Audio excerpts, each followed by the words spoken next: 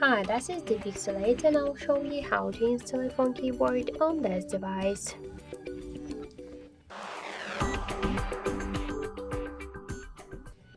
So first we should open the Play Store app and in the search bar we should enter the green Apple keyboard.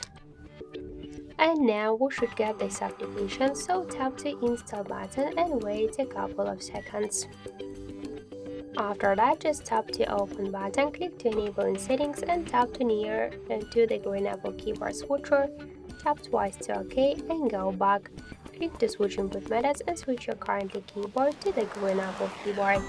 So now the process is finished, so let's just check our new keyboard look, and we could see that this keyboard is so close to the iPhone 1 as the all of the emojis. So that's it, thank you for watching, and if you like this video, leave thumbs up and subscribe.